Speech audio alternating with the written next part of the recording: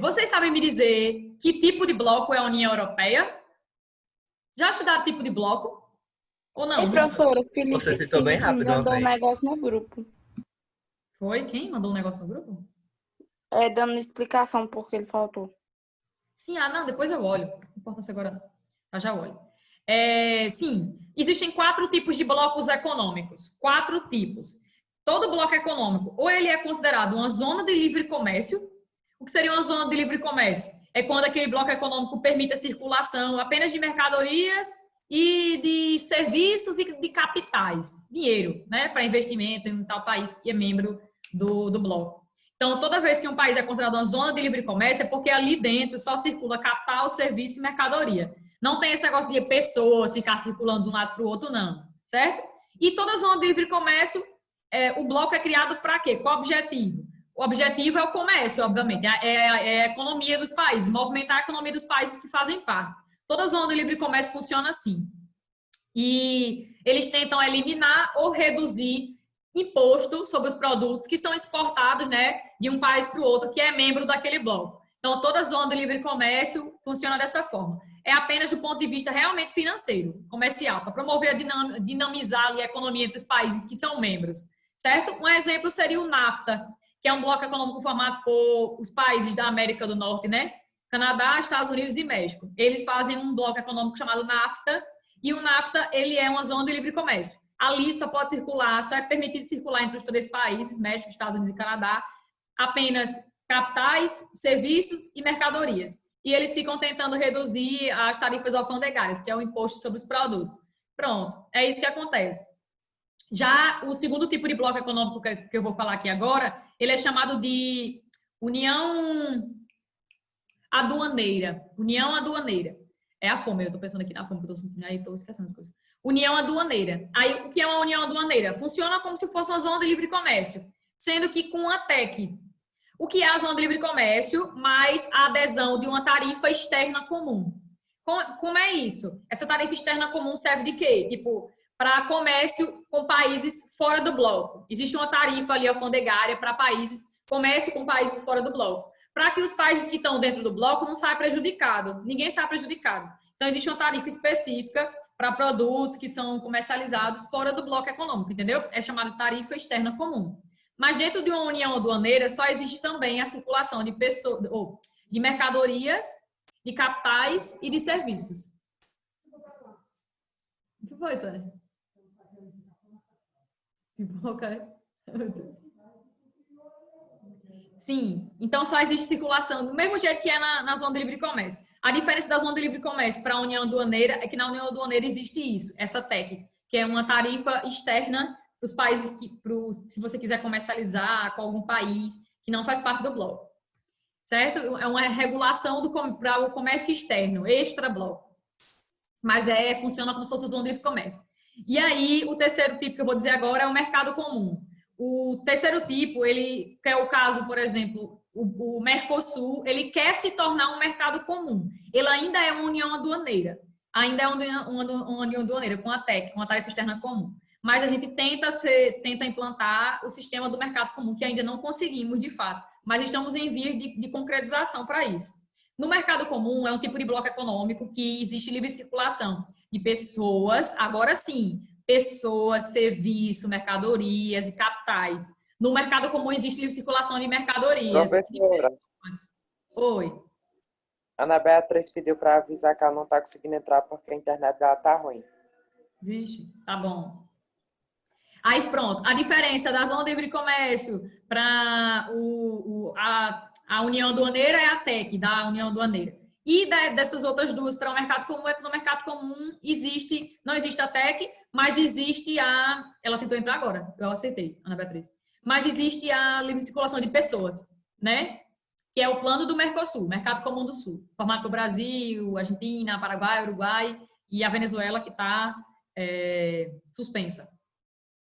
E o quarto tipo de bloco econômico, que é o caso da União Europeia, é uma união econômica e monetária. Então, a União Europeia é um bloco econômico. Todo bloco econômico é a união de países que tentam ali se unir forças, promover ali uma integração entre eles. Integração só do ponto de vista econômico ou de outros pontos de vista. Por exemplo, a União Europeia não é um bloco econômico que tem objetivo apenas de se integrar ali aqueles países do ponto de vista econômico. Eles também visam se integrar do ponto de vista político, do ponto de vista cultural, porque eles querem criar a imagem do povo europeu e não do povo britânico, que se bem que o Reino Unido saiu, né? Mas enfim, não criar essa imagem, tirar essa imagem de nacionalidade, sabe?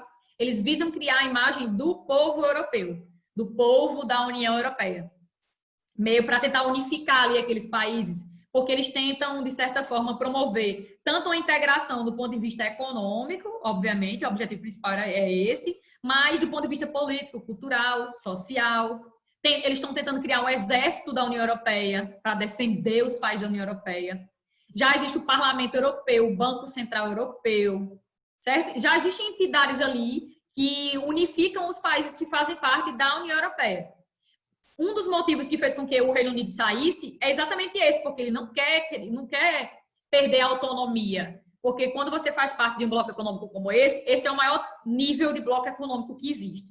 E só existe eles, certo? Só existe esse bloco econômico aí, que é considerado uma união econômica e monetária.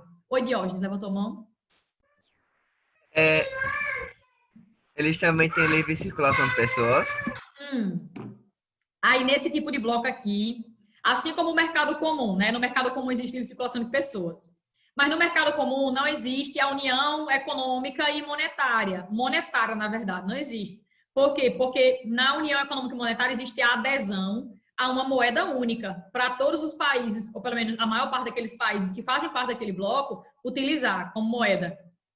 No ano de 2002, entrou em circulação o euro nos países, em alguns países que faziam e que fazem parte da União Europeia. Eles entraram em um acordo para formular ali, para fazer uma moeda única para o bloco. E aí existe até um termo chamado zona do euro. Foi sendo criado esse termo ao longo do tempo, zona do euro. A zona do euro seria o quê? Todos os países que adotaram o euro como moeda nacional.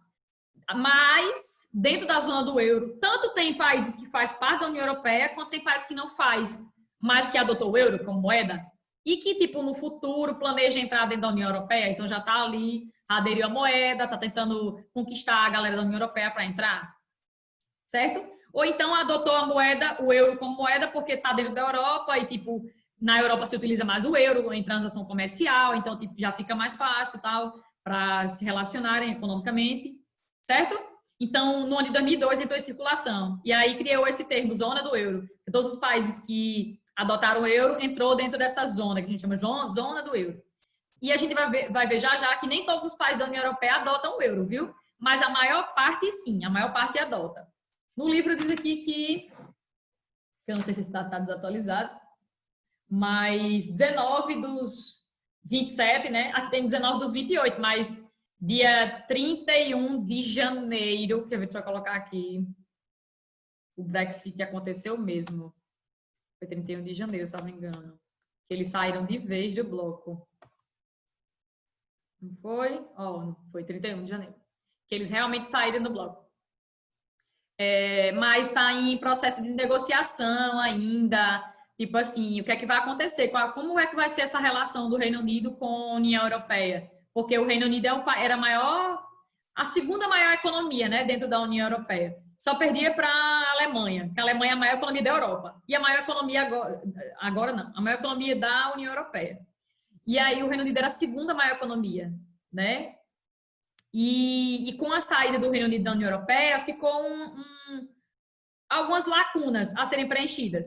Porque boa parte existia um certo comércio ali entre o Reino Unido e os países da União Europeia, e esse comércio ele precisa ser regulado, precisa ser revisto. Como é que vai ficar? Porque quando você sai do bloco, você perde as regalias, né? Tipo assim, os acordos que existem dentro do bloco, como redução de tarifa também perde muito privilégio, né?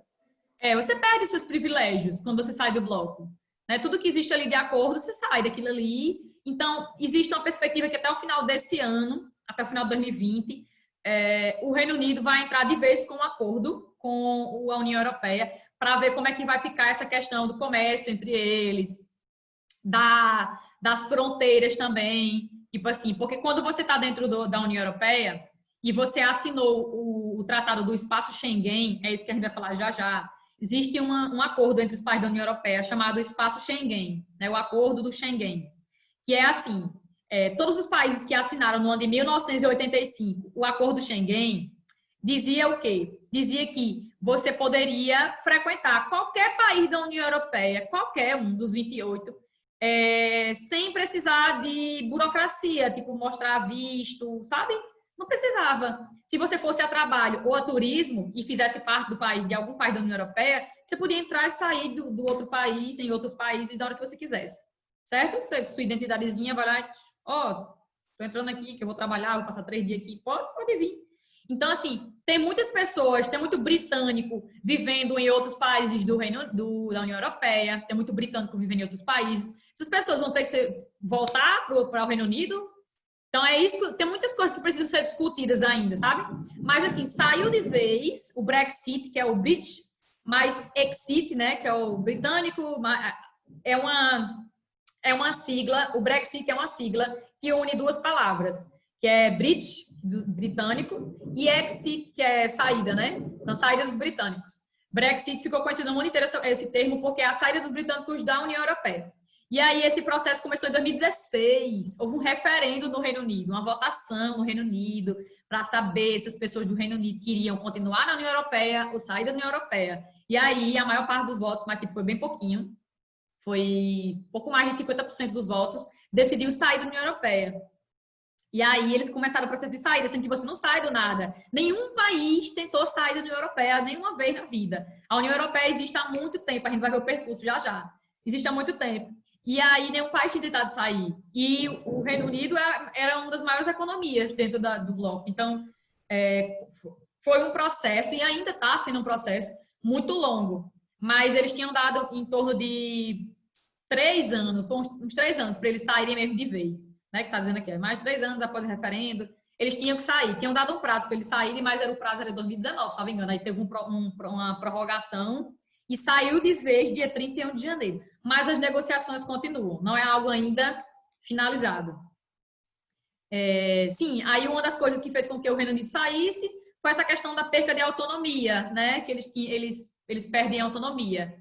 E uma das coisas que precisa ser discutida ainda é essa questão de que as pessoas que são britânicas e que vivem nos países da União Europeia vão ter que voltar, e as pessoas que vivem no Reino Unido, que são de países da União Europeia, vão ter que ser expulsas do Reino Unido, porque o Reino Unido, ele saiu do bloco. Se ele saiu do bloco, ele não faz parte desse acordo aí do Espaço Schengen, né?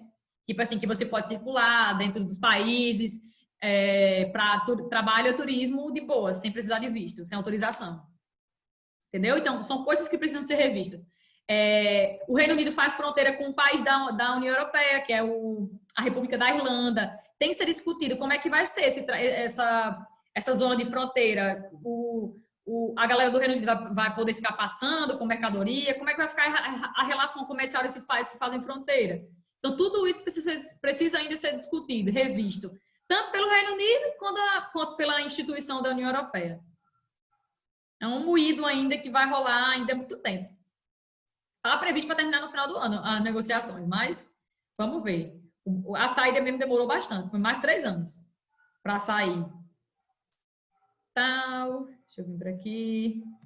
Sim, então eles são a União Econômica e Monetária, é um tipo de bloco econômico, é o tipo maior nível de integração de bloco econômico do mundo. E só existem eles. Só existe a União Europeia.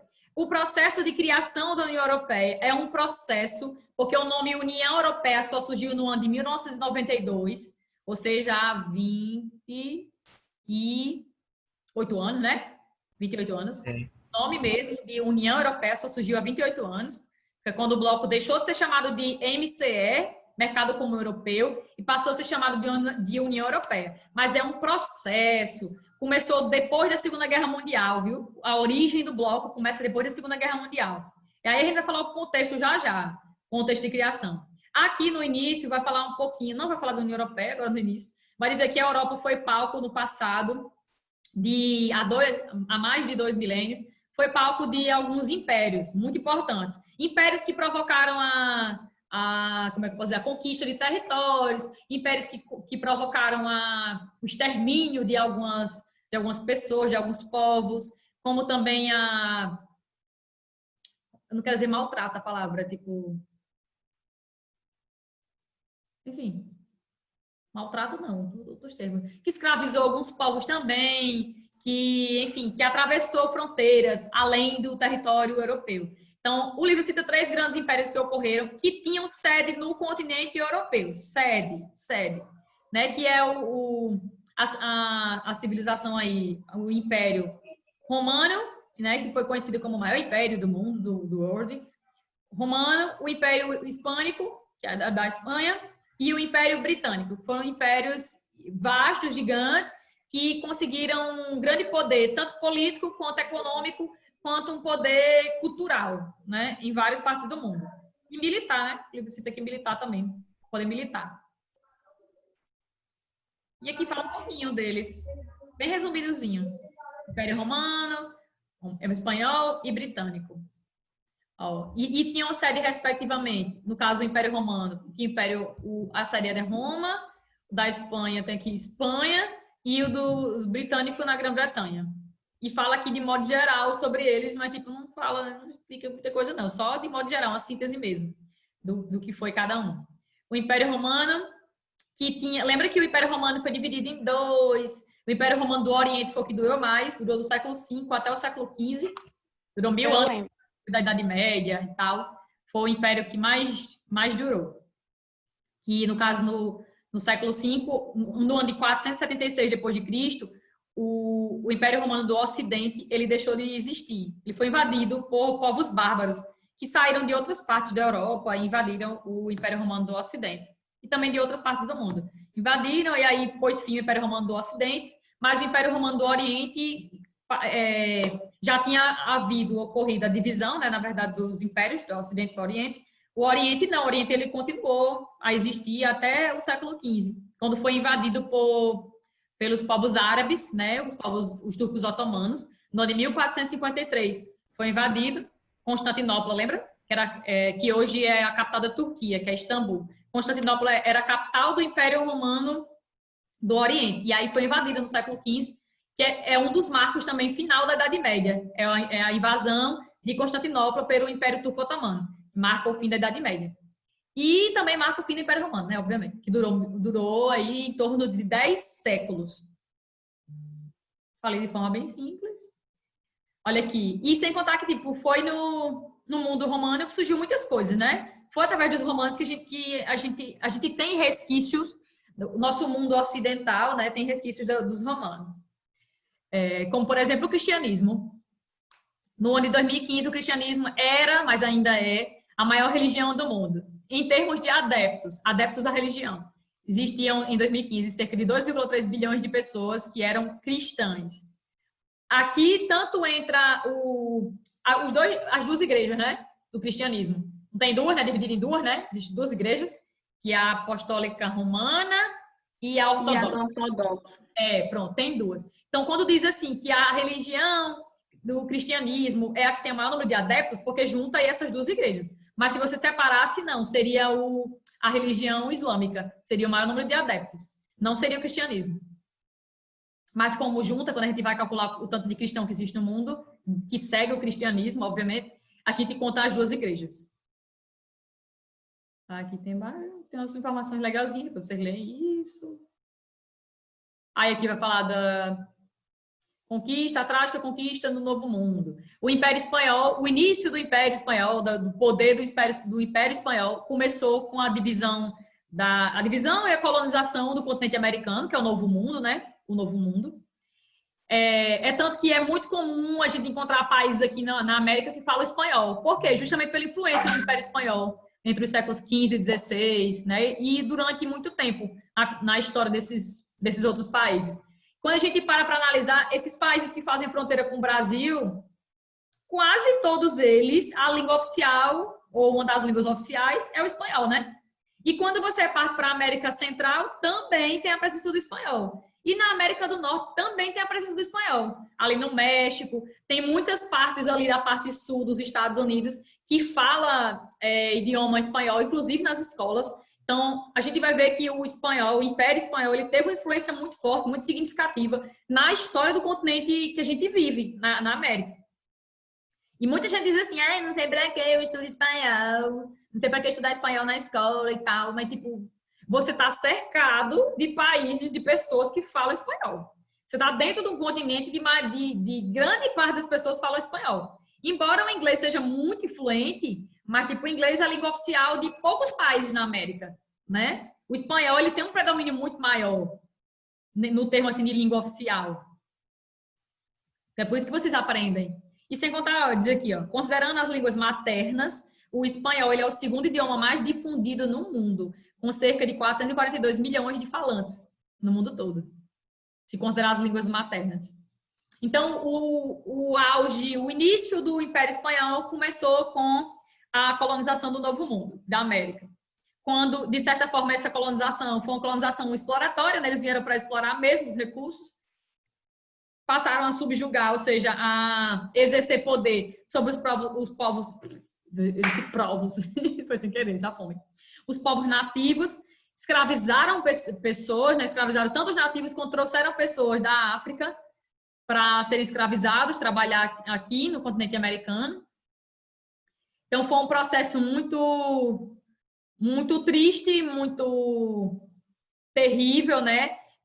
Ajudaram, contribuíram, de certa forma, para o genocídio de grande quantidade de pessoas na América, mas isso marca o poder deles, né? Nesse processo, houve também a difusão da língua espanhola entre os territórios conquistados, certo? Extensão marítima do Império Espanhol entre os séculos 17 e 18. Aqui, né? Deveria ter uma legenda esse mapa, né? Mas dá para entender aqui. Eita, gota. Peraí, eita, pane no sistema, viu agora? Pane no sistema. Sim, mas... Professora, Oi. o espanhol também tem a origem do latim, né? Tem. É uma língua latina. Exatamente. Para vocês verem como os romanos eles são muito influentes, né? Os romanos e, enfim, os povos que viviam na Europa há muito tempo. Que é algo que foi sendo construído. Sim, então, tudo isso aqui, foi área de domínio dos espanhóis, do Império Espanhol. Na verdade, quem ficou com a maior parte da América foram os espanhóis, não foram os portugueses. Né? Lembra da divisão do Tratado de Tordesilhas? O Tratado de Tordesilhas, se você for analisar, a maior parte do Tratado de Tordesilhas está com a Espanha, ficou com a Espanha. E quem realmente conquistou esses países tudinho aqui ao entorno foi a Espanha. A Espanha teve um domínio gigantesco. Mas Portugal ficou com o território brasileiro e algumas ilhazinhas aqui por aqui, né? Teve algum domíniozinho na parte sul, mas não chegava nem os pés, não, da Espanha, não. Do Império Espanhol aqui. Quando eles chegavam, eles construíam fortes como meio de sobrevivência, né? De proteção do território. E também o meio de escoar os produtos. Império Espanhol, do século XV ao século XX. Aqui é a linha do tempo. E aqui o Império Britânico. O Império Britânico que começou a sua força total no século XVI, mas só veio ganhar mesmo seu auge aqui desde o século XX, mas não desde o século XX. Eu diria antes. Vocês não acham, não? Na verdade, o Reino Unido ele se torna muito importante no mundo já no século XVIII. Porque foi onde surgiu a indústria. Tipo, o primeiro país com condições de implantar uma indústria no mundo foi o Reino Unido.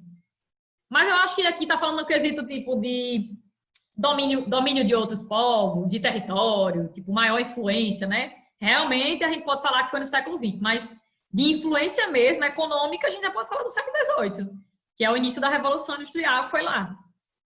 A construção do Império Britânico começou no século XVI, eles também tiveram aqui, né?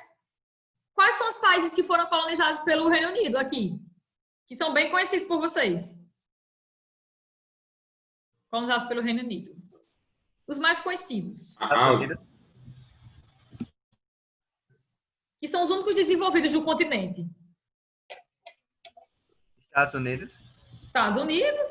Foi colonizado por britânicos. Maioria britânica. Canadá? Canadá, exatamente, Canadá. Aqui embaixo tem extensão do Império, né? No século XX, extensão do Império. Também dominaram algumas partes aqui da América Central, um pouquinho da América do Sul, no caso a Guiana. Aqui em cima, na América do Sul, nessa parte norte da América do Sul, tem 3 países, que faz fronteira com o Brasil aqui, ó. Que é Guiana Francesa, que não é país, é um território ainda ultramarino francês, ainda não é país, e tem o Suriname. O Suriname, salvo engano, foi colônia da Holanda.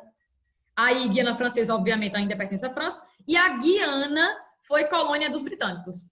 Foi um país que foi colonizado por britânicos. Por isso que está aqui em azulzinho. Ó. E algumas ilhas aqui também foram colonizadas pelos britânicos. Mas, sem contar que tipo, eles dominaram extensas áreas da África, naquele processo de colonização da África no século XIX. Lembra da partilha da África?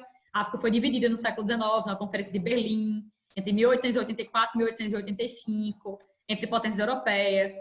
E o Reino Unido ficou com uma grande fatia da África, também na Ásia, tiveram colonizações dentro da Ásia, e até na Oceania. Sem contar que, tipo, as maiores economias hoje da Oceania foram colonizadas por britânicos. E foi a Austrália e a Nova Zelândia, né? Todos hoje também foram colonizados por britânicos. Para vocês verem como o Reino Unido conseguiu aí dominar boa parte do mundo, né? Quase todos os continentes, né? América, África, Ásia, Oceania, só falta a Antártida. Porque a Antártida não pertence a ninguém, pertence ao mundo. Mas ela tem base lá de científica também. Então, pronto, o auge mesmo do Império foi no século XX, quando seus domínios se estendiam por quase 1/4 das terras do planeta. 1/4 corresponde a quanto, hein? 25%. 25%. Sua hegemonia se baseou no poder naval, principalmente naval, né, no mar, mas também a difusão da cultura britânica